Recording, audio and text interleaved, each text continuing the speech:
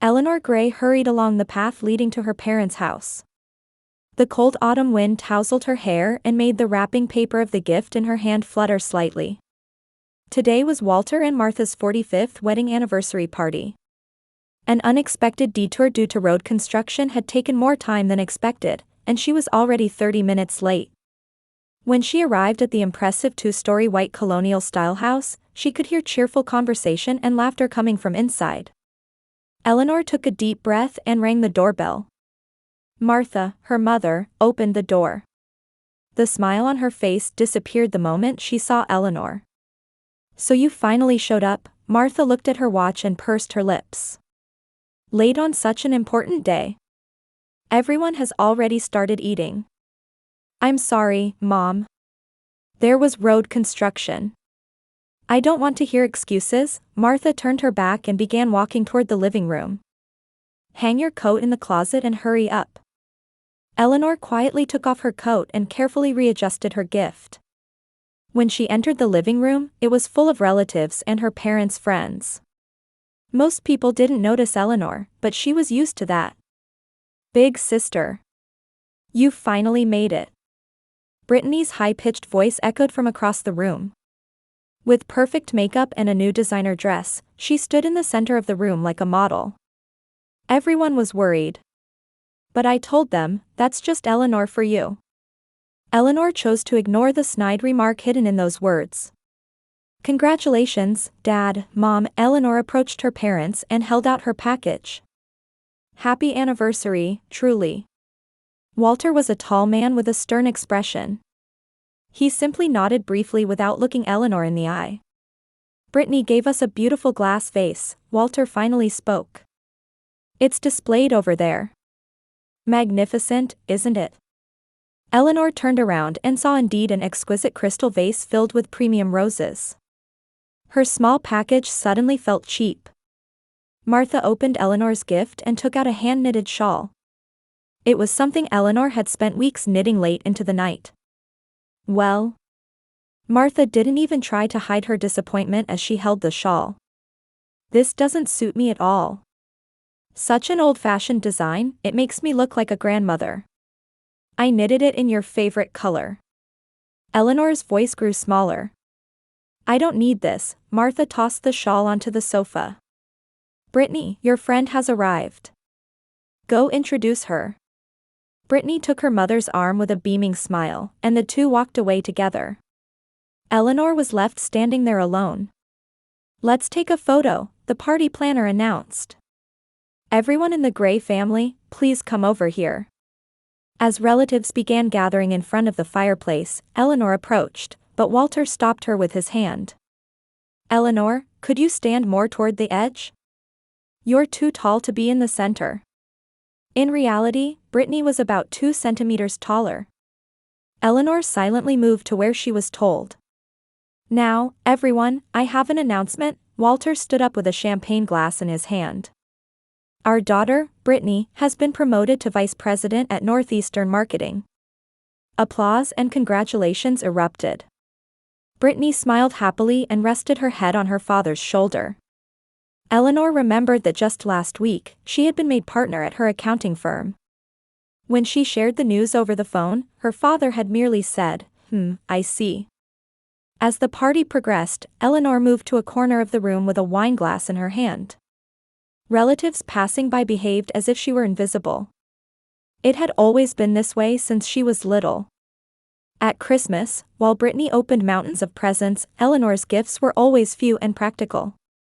For school events, her parents would sit in the front row and enthusiastically applaud Brittany's performances, but for Eleanor's piano recitals, they were too busy with work to attend. Eleanor stared at the hand-knitted shawl abandoned on the sofa. The pain of knowing that no one understood the thought she had put into every stitch cut deep into her heart. She set down her glass, retrieved her coat without anyone noticing, and quietly left the house. "Eleanor, the client was full of praise for you. Thanks to you, the Williams Group audit was completed perfectly." Barbara Cohen placed her hand on Eleanor's shoulder. She was the senior partner at Austin Accounting Partners and the person who had recruited Eleanor to the firm. From the large office window, Boston's impressive skyline spread out before them. "Thank you," Eleanor smiled. "It's the result of the team's efforts." "So modest," Barbara laughed. "But we all know the truth. Without you, that project wouldn't have succeeded. Talented accountants like you are rare. Your family must be so proud." Eleanor gave a wry smile. "Yes, well." Barbara didn't say anything, but her expression suggested she'd sensed something. She changed the topic and began discussing the next project. Eleanor took the opportunity to excuse herself. Back in her office, she watered the small plant on her desk. It was a gift from her colleagues to celebrate her promotion. There had been nothing from her family. When Eleanor shared the news of her promotion, her father had her mother tell her, "I'll call you back later because I have an important call." That later never came.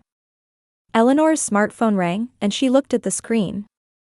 It was a group message from Brittany. "Everyone. We're having our engagement party on the 5th of next month. I want you all to meet Mark. It's just for family and close friends." Eleanor checked her calendar. She was free that day. As she began to reply, another message came through. There was a photo attached showing her parents, Brittany, and what appeared to be her fiancé. The caption read, "Family photo. All set." Eleanor took a deep breath.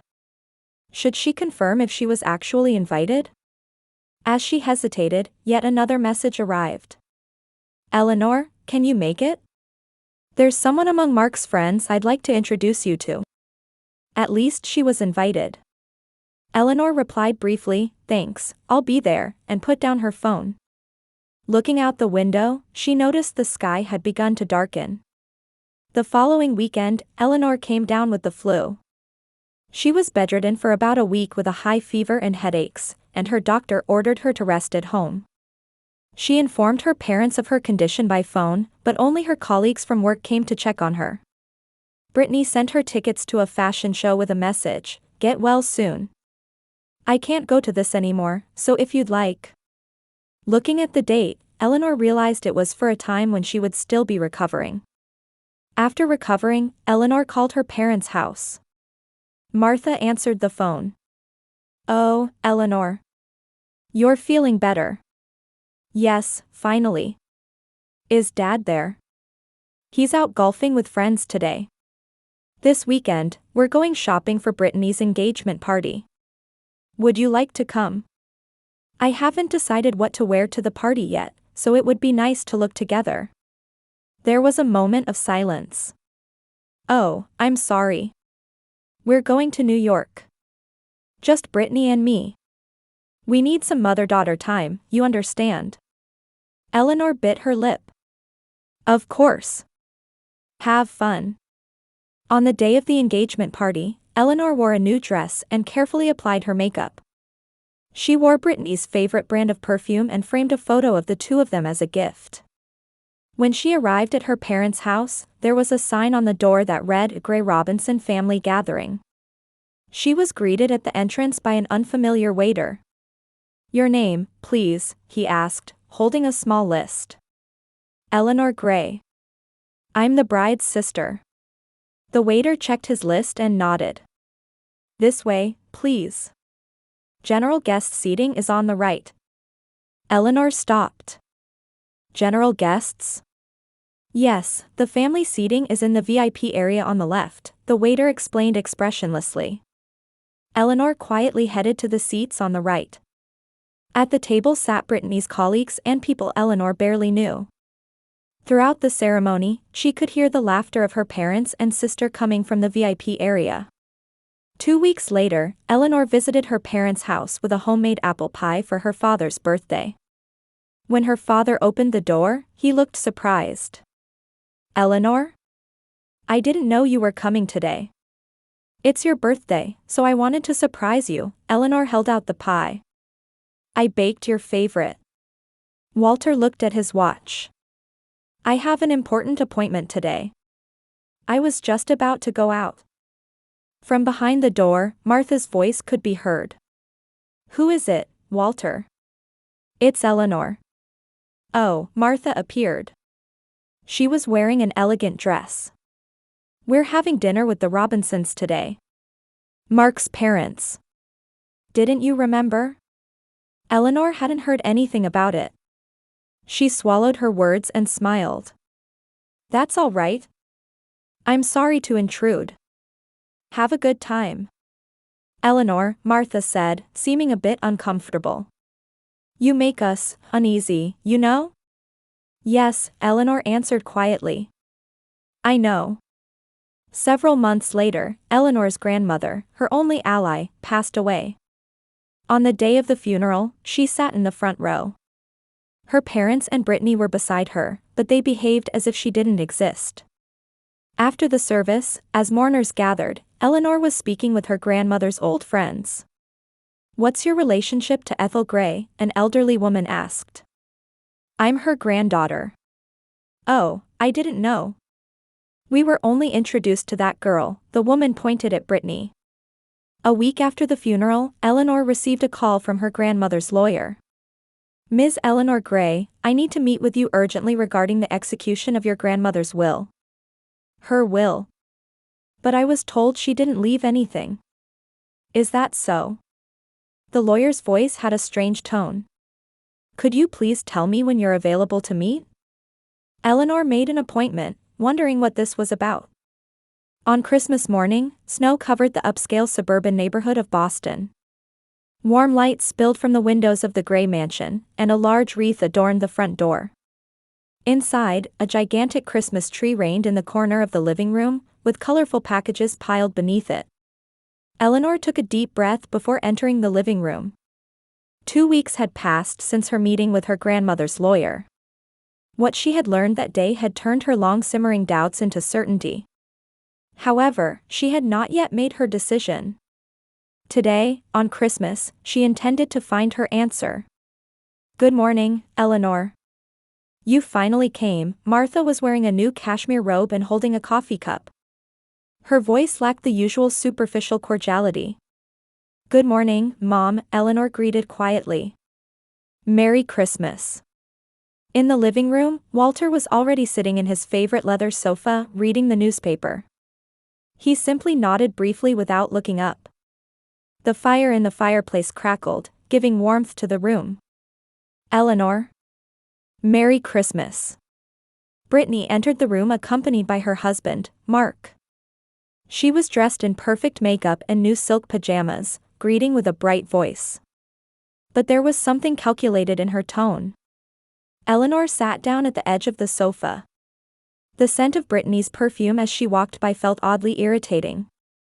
Now, let's open the presents. Martha announced. Walter first.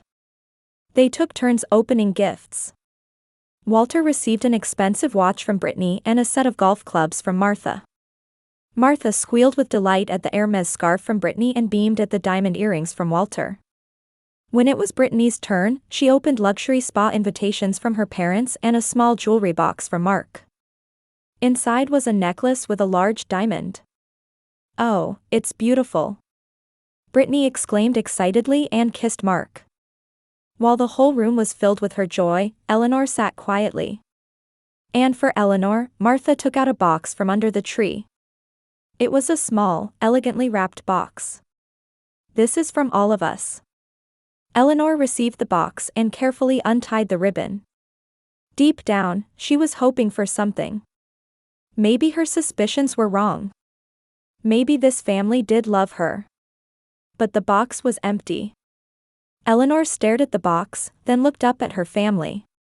After a moment of silence, Brittany couldn't suppress her laughter. We have nothing to give you, she said, laughing. What were you expecting? Martha also let out a small laugh.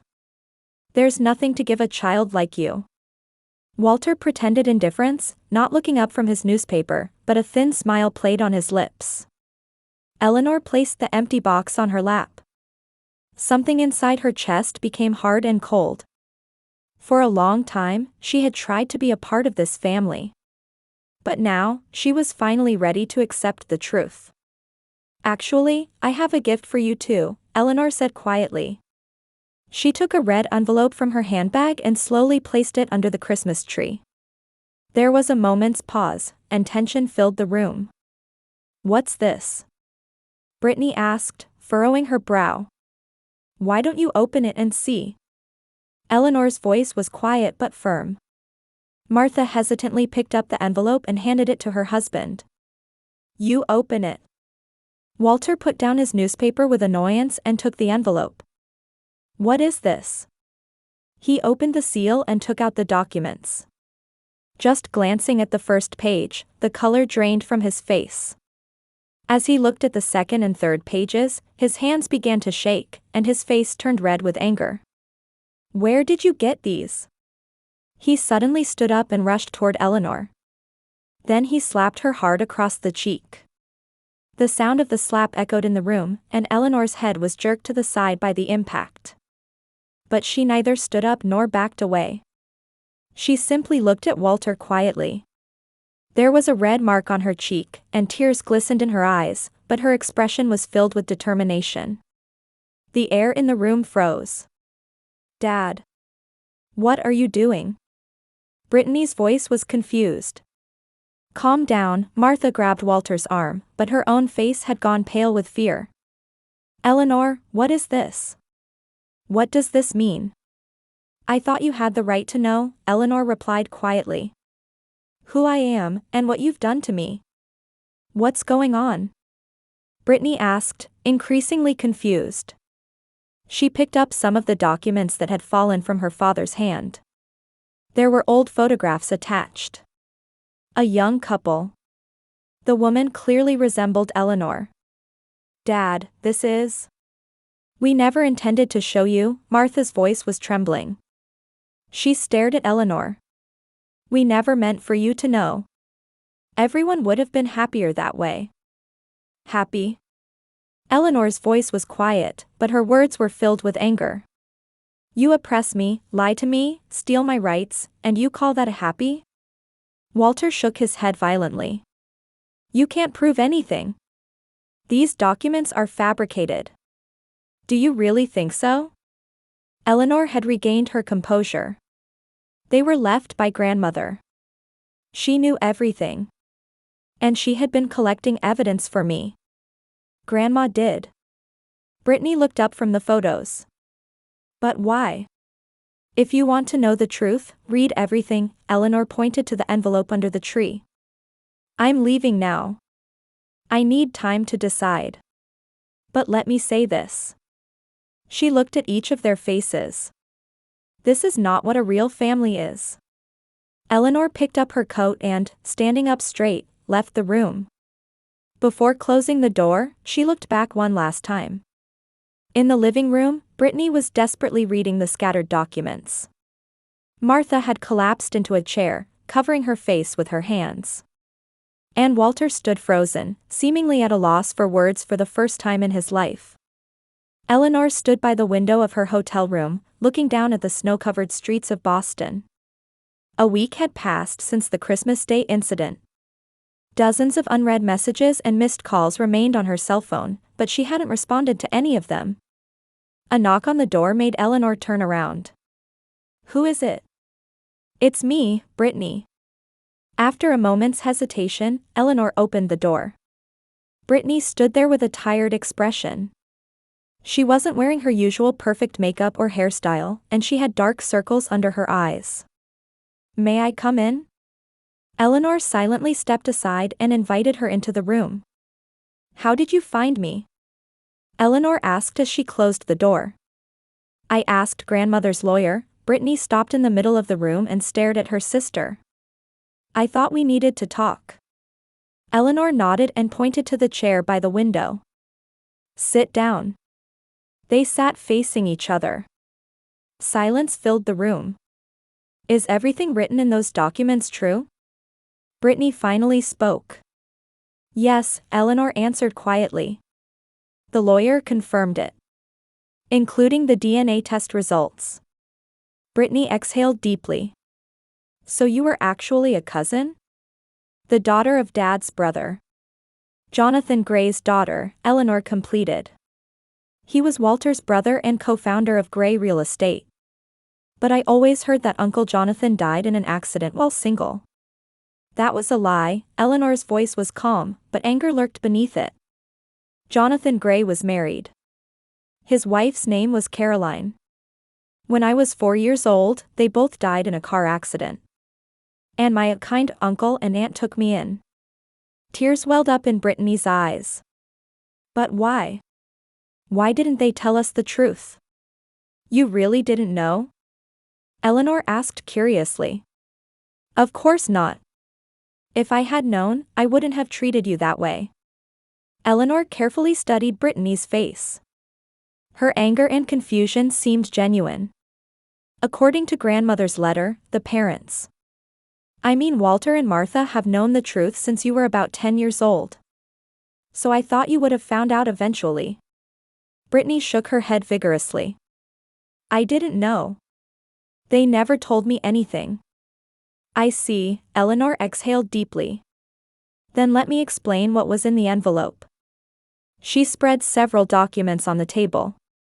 The first photograph showed a young man who resembled Walter. This is my real father, Jonathan Gray. He was 2 years younger than Walter, and the two of them founded Gray Real Estate. Initially as equal partners. The next document was an old contract. As the company began to gain momentum, Jonathan started exploring new directions. Environmentally friendly housing development. It was too innovative an idea for that time. Walter opposed it, and the two began to clash. Eleanor pointed to the next document. It was a legal document. Walter was working behind Jonathan's back. While my father was away on a business trip, Walter forged Jonathan's signature to transfer his shares of the company to himself. According to grandmother's investigation, it was clearly fraud. Brittany took the documents with trembling hands. But why didn't Grandma say anything back then? She didn't know at first either.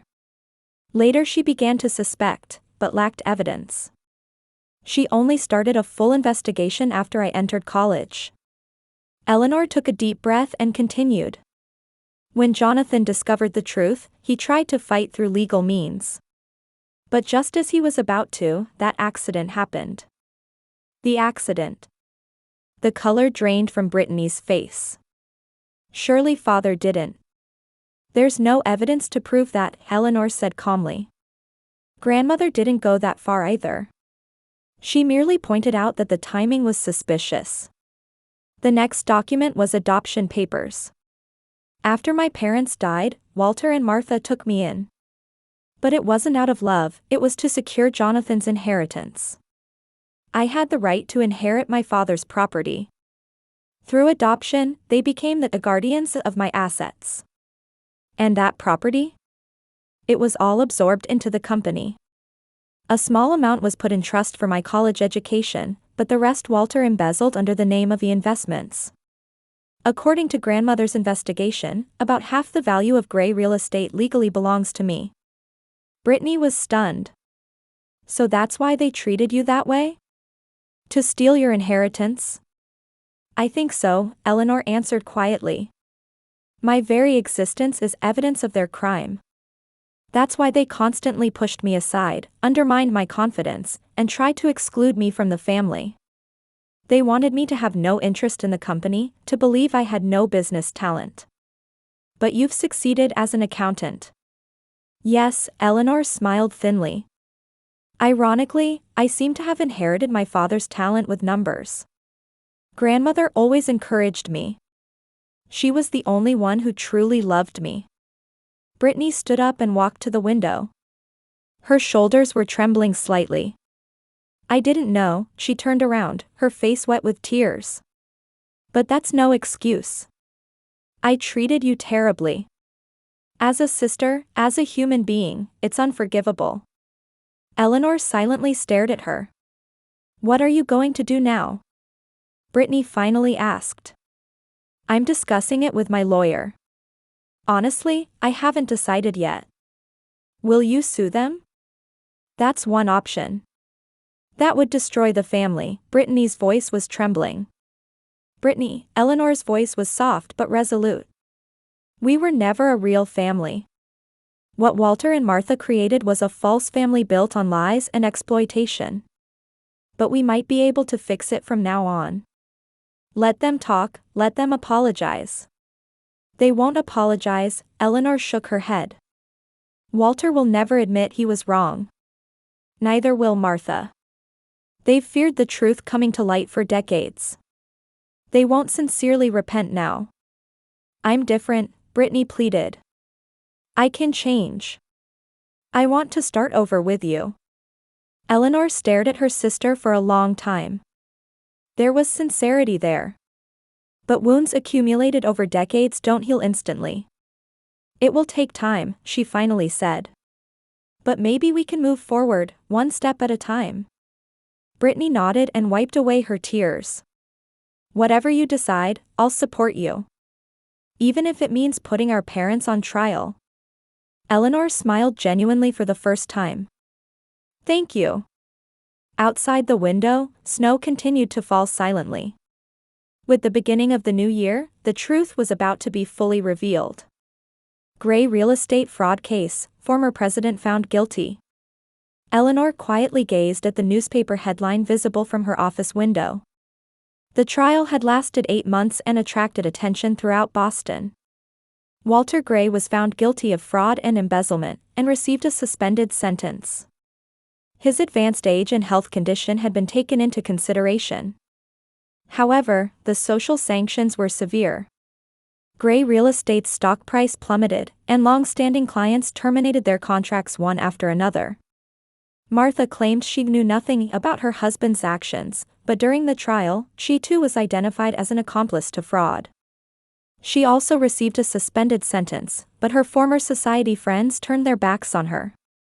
And by court order, half of Gray real estate's assets were returned to Eleanor. I've brought your coffee, President Gray. Eleanor turned around and smiled. Thank you, Teresa. She took a sip of coffee and returned to her desk. Now the president of Eleanor Gray Real Estate Development, her desk was covered with drawings for new projects. She was leading the company in a new direction to realize the dream of her father, Jonathan Gray, environmentally friendly housing development. The phone rang, and Eleanor picked up the receiver. Call from Mr. Robert Keene, her secretary announced. Put him through, please. Robert was an old friend of her father's whom Walter had estranged. After the trial, many of her father's old friends came to visit Eleanor. They told stories about young Jonathan Gray and spoke of how much Eleanor resembled her father. For her, it felt like recovering a piece of her lost past. After lunch, when Eleanor returned to the office lobby, there was an unexpected visitor waiting. It was Brittany. During the trial, Brittany had divorced Mark. After learning the truth about his wife's family, he said a relationship built on lies cannot continue. Brittany's relationship with her parents also deteriorated, and she eventually rented an apartment alone. She also lost her high-paying job and now works as an assistant at a small advertising company. Eleanor, she said in a small voice. Could we talk for a moment? The two entered Eleanor's office. From the window, they could see the Boston skyline. What is it? Eleanor asked quietly. I'm looking for a job, Brittany said directly. I was wondering if I could work for your company. Eleanor stared at her for a long time. I have experience in marketing, Brittany quickly added. And I'm prepared to start from scratch. Eleanor took out a document from her desk. Actually, I was thinking of expanding the marketing department. Hope lit up in Brittany's eyes. There is a job, Eleanor said. But we're no longer family. Brittany nodded slowly. I understand. This is purely a business relationship. A fresh start, Eleanor handed her the document.